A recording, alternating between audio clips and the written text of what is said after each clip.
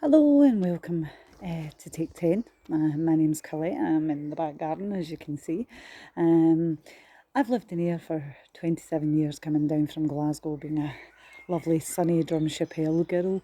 Um, and I came down here 27 years ago with work, and I've been here ever since, and I wouldn't leave because I love here so much. I've been at Southside Christian Fellowship for approximately 12 years now, and I absolutely adore the people, I adore the fellowship, I adore the worship, I adore everything, and that's what I'm missing. I'm missing the up closeness, the chatting face to face, the hugging, just the personal contact and the worship and in the town hall. The worship has just been, it's just amazing, and I'm missing that as well. And yes, I can listen to worship on podcasts, whatever else. It's not quite the same.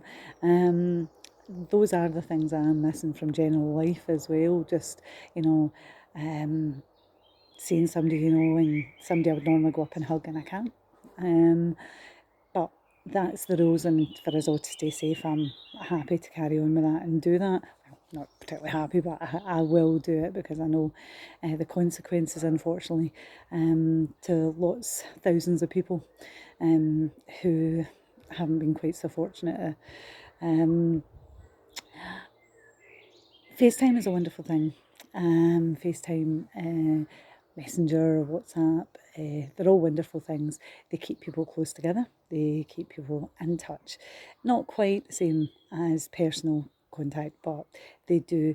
They're no substitute for personal contact, but it is still an amazing thing. I was just speaking to my neighbour who lives 3 doors up from me, and I will confess that I only just spoke to her for the first time on Easter Saturday. Um, and I have lived here 12 and a half years. Okay, the lady, she's an elderly lady, and she lives a different type of. I'm out all day at work, and she's out and about in the garden during the day, and then she's in at night. And to be honest, have I ever thought of going and chatting her door and saying hi, I'm Colette, how are you? No, and that's absolutely disgusting and atrocious. And now that I've got to know her a bit better, I'm just horrified, and I want to go and hug her, and I can't.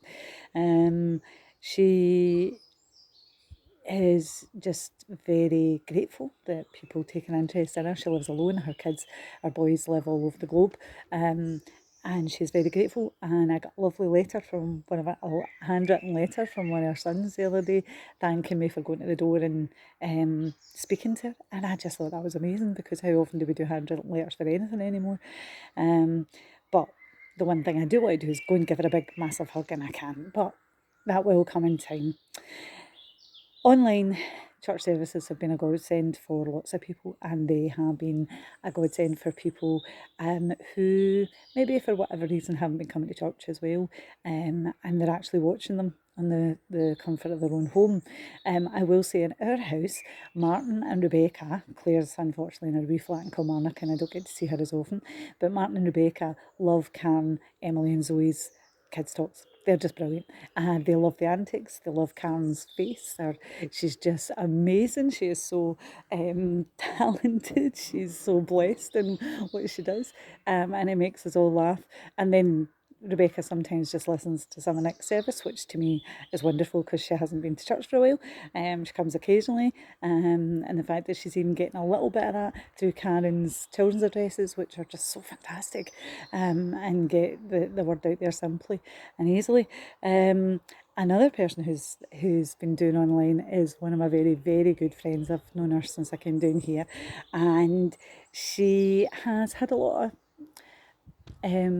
sadness in the last few years. Her sister, who she was exceptionally close to, passed away and things, and she's had a very hard time.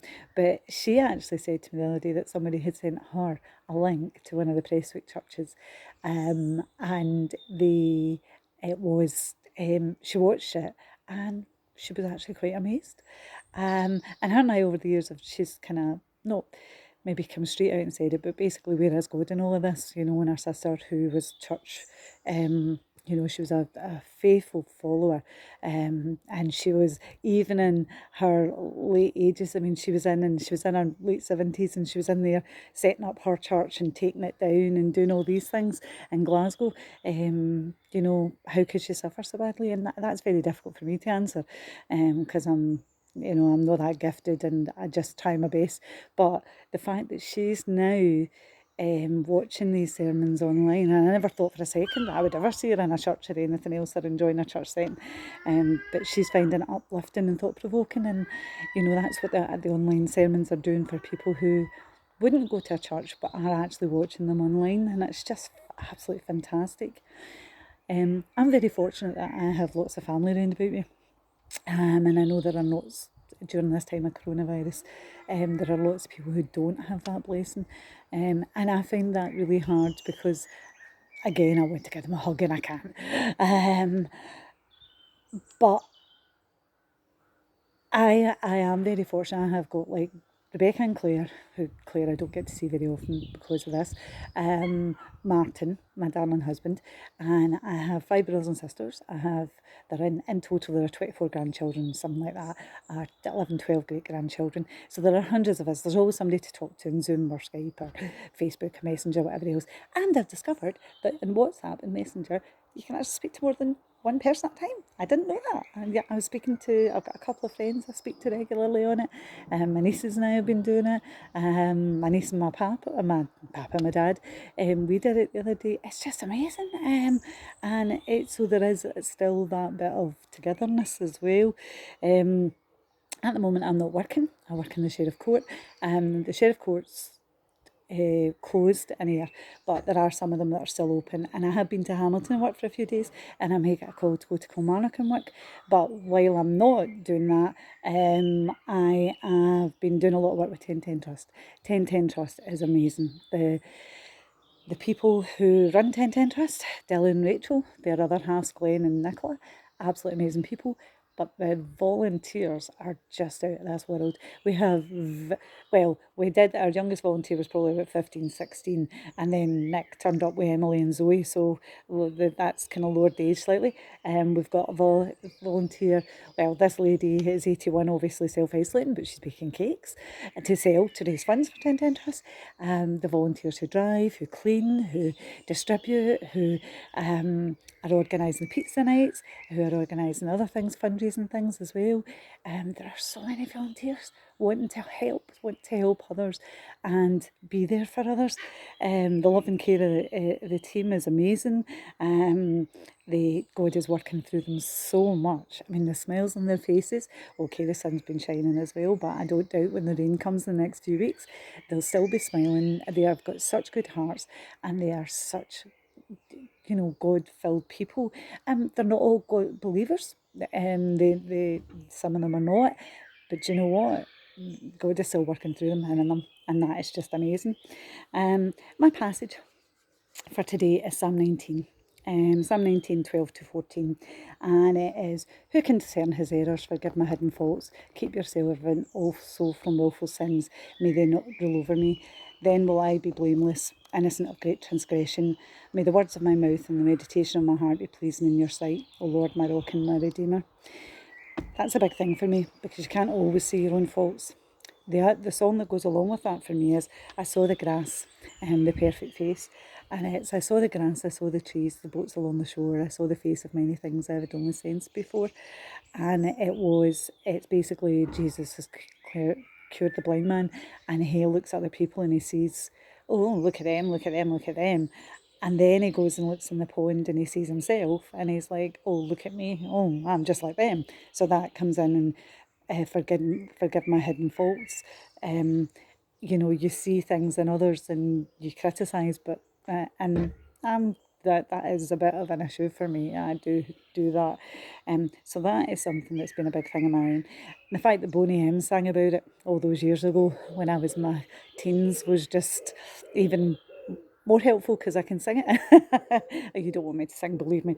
The other thing that keeps me going is the Holy Spirit. Holy Spirit, you're welcome here. We did a section on it in our Connect group, and I feel the Holy Spirit's touched my heart.